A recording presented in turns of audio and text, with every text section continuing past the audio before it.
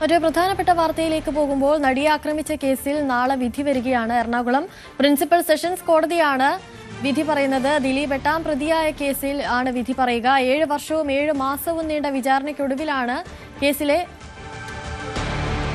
നിർണായക വിധി വരുന്നത്. 7 വർഷവും 7 മാസവും നീണ്ട നിയമയുദ്ധത്തിനൊടുവിൽ നാളെ വിധി വരികയാണ്.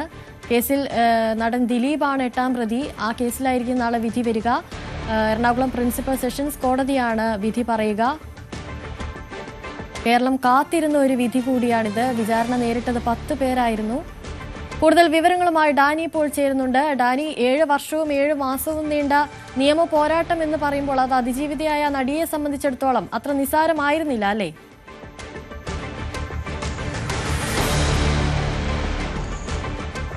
തീർച്ചയായും ഒരിക്കലും അത് എളുപ്പമുള്ള